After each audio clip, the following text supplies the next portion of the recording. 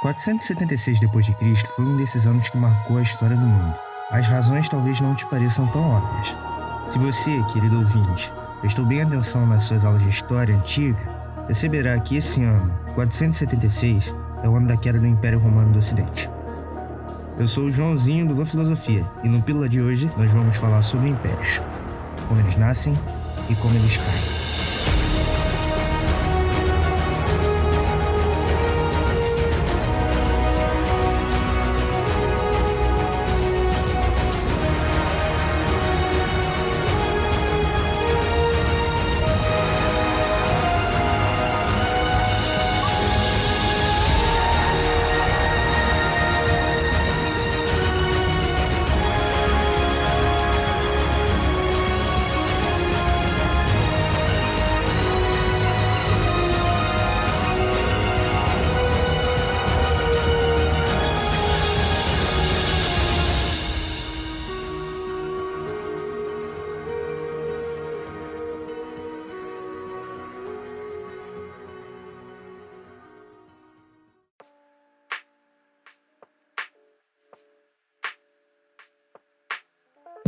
Talvez você esteja pensando, lá vem o Joãozinho contar a abobrinha. Mas o que eu venho te trazer hoje é o tópico da discussão de anos na academia, tema de estudo de diversas teses. Impérios são, por essência, os principais autores da história humana. São as histórias desses impérios do passado e presente que nós contamos em nossas salas de aula. Impérios não são, por sua vez, imperativas forças motrizes de maldade. Há impérios que vêm para bem, há impérios que vêm para mal. Risco a dizer que a própria existência de impérios não está sujeita a padrões morais, mas meramente à própria natureza humana. Hoje vivemos sobre as guias de Washington, vivemos sobre o imperialismo americano. Sentimos isso na pele. Muitos dos nossos equipamentos eletrônicos, muitos dos nossos termos comuns, muito da nossa cultura, da nossa moral, da nossa ética, se não se deriva de impérios anteriores, claramente deriva do Império ao Norte. O imperialismo americano, na verdade, não é um fenômeno exclusivo do mundo globalizado do século XXI. Muito pelo contrário, a partir de uma perspectiva histórica, o fenômeno dos sucessivos imperialismos toma grande parte da narrativa histórica e geopolítica mundial. O próprio termo, imperialismo, pode ser aplicado, por exemplo, à colonização das Américas entre os séculos XIV e XV, ao Império Britânico dos séculos XVII e XX, à extensão das fronteiras da União Soviética entre as décadas de 30 e 90, à invasão americana do Vietnã de 50 a 70, até mesmo a ocupação nazista da Europa de 39 a 45. O que busco dizer é que o imperialismo, enquanto fato, não faz juízo de valor. Muito pelo contrário, como fenômeno quase natural, hoje potencializado pela globalização, o imperialismo é quase que esperado. E digo quase porque a verdade é que o imperialismo só é bom para a nação que impera. O mundo latino é a prova viva disso. Fruto dos impérios espanhol e português, até hoje o Eldorado não alcançou seu ouro. Existem diversas hipóteses sociológicas para a explicação do fenômeno de nascimento de impérios. Para um dos primeiros pensadores sobre o assunto, John Hobson, autor do livro Imperialismo, o fenômeno se devia à acumulação de capital excedente, que devia ser exportado. Seriam motivações importantes no imperialismo a busca de novas fontes de matérias-primas e de mercados. A originalidade da obra de Hobson consiste em atribuir ao imperialismo raízes econômicas, o que forneceu as bases para a interpretação marxista. Em contraposição, Joseph Schumpeter, autor de Capitalism, Socialism and Democracy, Capitalismo, Socialismo e Democracia, concluiu que a política imperialista não possui relação com a natureza do capitalismo, que seria pacifista em essência, e que o expansionismo decorrente do imperialismo se deve a um impulso primitivo de luta, remanescente em estruturas e camadas sociais pré-capitalistas, que dependem, para sua sobrevivência, de guerras e conquistas, atribuindo, portanto, o fenômeno à natureza humana de desbravamento, conquista e domínio. Para dar uma aprofundada nesse assunto, eu entrevistei o geógrafo formado pela UERJ e mestre em Direito pela UFRJ, Júlio César Costa, meu antigo professor. Júlio, como se dá o imperialismo no mundo globalizado? Bem, eu acho que pensar imperialismo é pensar globalização porque eles são parte de um mesmo processo, né? Que começou lá com as grandes navegações e que vem crescendo, passando pelas várias fases do capitalismo. Os dois processos eles estão relacionados à acumulação de capital, principalmente pelos países desenvolvidos da Europa e também Estados Unidos. Então, esses dois países utilizaram essas táticas para acumular mais capital, para enriquecer, e uma das estratégias para isso foi controlar diversas nações através, primeiro, do imperialismo militar e depois, numa segunda fase, pós-Segunda Guerra Mundial, de um imperialismo econômico, onde você utiliza as ferramentas da globalização, como a internet e as comunicações, para acelerar o fluxo de mercadorias, para conseguir alcançar a matéria-prima de forma muito mais rápida e alcançar também os mercados consumidores de forma muito mais rápida. Então podemos dizer que a globalização e o imperialismo são processos que se complementam visando a acumulação de capital. Existem semelhanças entre os Estados Unidos e os grandes impérios do passado? Bem, eu penso que há uma relação entre os Estados Unidos e os impérios do passado quando a gente pensa no conceito de território. O território ele é um espaço que vai ser controlado por e a partir de relações de poder. Então, quando os impérios do passado buscavam controle sobre determinadas regiões, e esse controle muitas vezes era militar, eles buscavam rotas comerciais, eles buscavam controle sobre áreas agrícolas, controle sobre rotas navegáveis, e os Estados Unidos ele utiliza a mesma forma. Então, a gente pode buscar vários exemplos de momentos em que os Estados Unidos buscou ampliar o seu território, seja ele fisicamente, seja ele economicamente. A gente pode pensar na própria expansão para o oeste, a gente pode pensar na construção do Canal do Panamá, a gente pode pensar nas intervenções militares que foram realizadas no Oriente Médio, a gente pode pensar em uma série de estratégias econômicas das empresas norte-americanas que são apoiadas pelo governo americano para controlar a economia global. Então, no termo controle, estratégia militar de controle, há uma aproximação, sim, entre os Estados Unidos e os territórios do passado. Em que você acha que isso afeta a sociedade brasileira, o Brasil? Bem, isso afeta a sociedade brasileira principalmente quando o território brasileiro passa a ser uma área de interesse dos americanos, né? Não só o território brasileiro, mas como toda a América do Sul. Nós já tivemos alguns planos econômicos para a América do Sul, para estabelecer um controle econômico da região. Então, a sociedade brasileira ela é afetada pelos interesses americanos e principalmente pelas empresas americanas, que muitas vezes representam os interesses do governo americano. Então, há sim uma influência, e essa influência vai ser maior ou menor dependendo de que tipo de governo nós temos, né? Se nós tivermos um governo mais alinhado com os Estados Unidos, nós possivelmente vamos nos aproximar aí dos interesses americanos para o imperialismo no Brasil. Se a gente tiver um governo mais afastado, é claro que os Estados Unidos vão ter um pouco mais de dificuldade de penetrar no nosso território.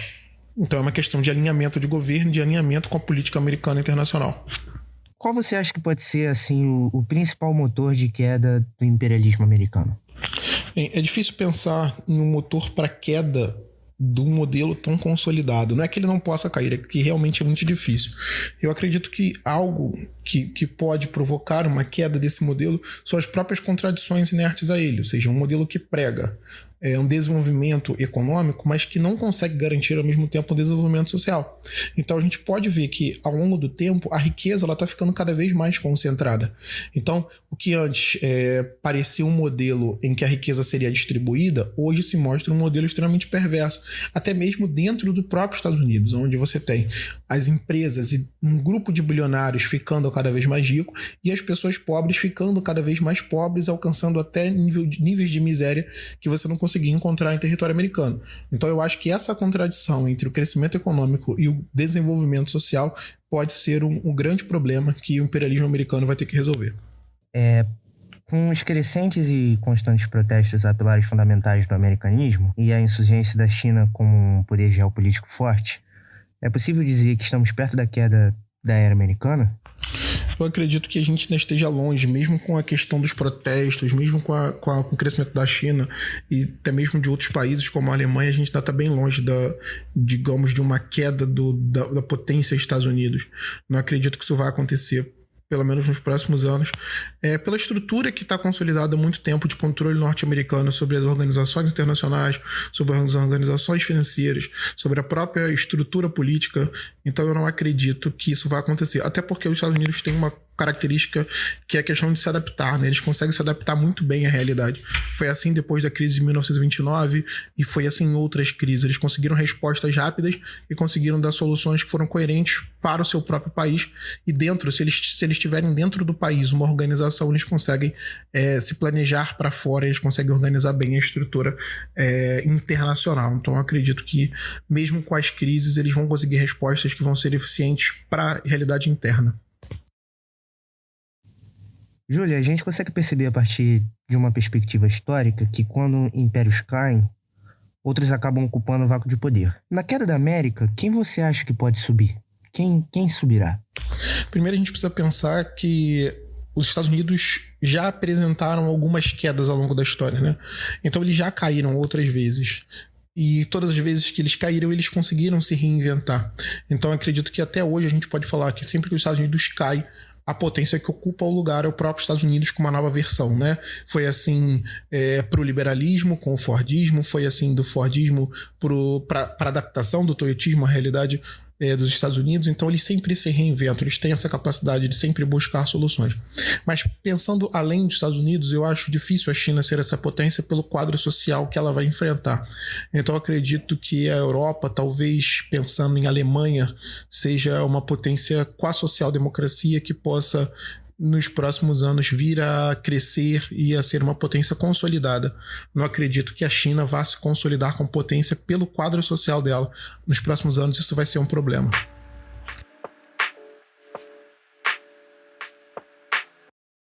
A verdade é que as interpretações diversas do que seria imperialismo se encontram em um denominador comum. Impérios existem porque a humanidade naturalmente orbita em função de poderes centralizadores comuns, tanto para cidades periféricas como Caxias e Nova Iguaçu, onde se busca comércio e troca de serviços, quanto para as metrópoles como Londres ou Nova York, onde se tomam as grandes decisões econômicas e geopolíticas para essa grande polis mundial que a gente vive hoje em dia. Somos assim desde que nos propomos, enquanto espécie, a deixar o modelo de caçadores e coletores para nos tornarmos imperadores desse nosso próprio mundinho aqui.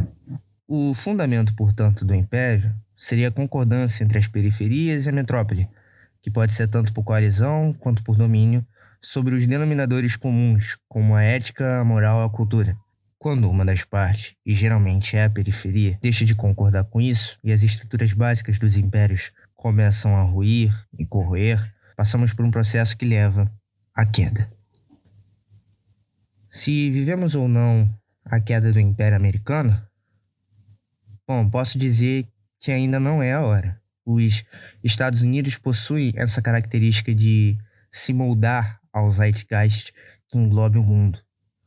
Mas, particularmente, percebo um grande movimento de mudança nas leituras de mundo. Vivemos uma era de ressignificação histórica. Derrubamos estátuas, reescrevemos biografias, adequamos a história que recebemos aos nossos padrões contemporâneos de moral, ética, a quem possa dizer em detrimento dos fundamentos que nos erigiram e guiaram até aqui, dessa própria sociedade ocidental.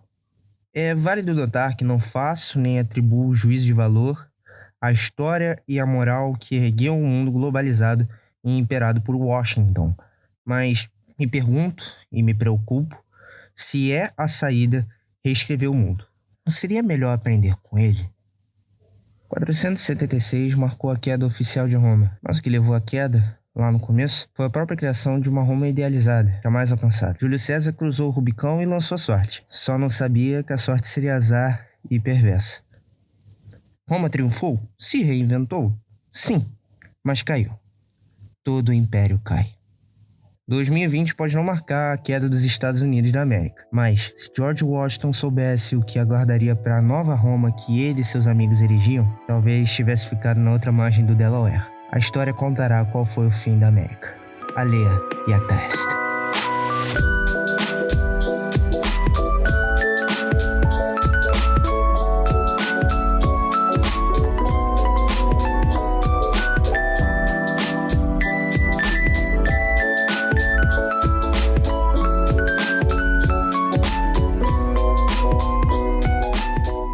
Muito bem, senhoras e senhores, esse foi o Filosofia da Semana, esse foi o meu Pílula, espero que vocês tenham gostado, aprendido bastante, eu certamente aprendi. Eu não poderia ir embora sem, é claro, agradecer ao meu professor de Geografia lá no Dom Adriano Hipólito, Júlio César. Ele é um cara muito bom, um professor muito bom e conseguiu arranjar um tempo para gravar com a gente aqui. E ele também tem projetos muito legais, eu recomendo vocês irem lá no Instagram do projeto dele, o Espaço Humano. É um espaço que ele montou na quarentena com diversos outros professores colegas dele, em que você tem lá no Instagram um acervo muito bom de videoaulas para você, seu estudante, seu vestibulando, que tá procurando entrar numa universidade, que tá estudando. Acima de tudo, é um ótimo tempo para estudar, é um ótimo tempo para conhecer coisas novas. Então corre lá no Instagram deles, faz o que eu tô te falando. É o Humano Espaço, você vai pesquisar assim na caixa de pesquisa. E por falar em Instagram, você também pode seguir o Instagram do Van Filosofia. No Instagram nós somos van.filosofia.cast. No Twitter nós somos Van Filosofia Cast, tudo junto. E no Facebook você também encontra a nossa página, é só você pesquisar lá, Van Filosofia. Não se esquece de compartilhar o podcast com quem você gosta, se você gostou. E é isso, eu espero te ver na próxima vez que eu estiver por aqui, nos próximos episódios do Van Filosofia. Até lá, um abraço, valeu!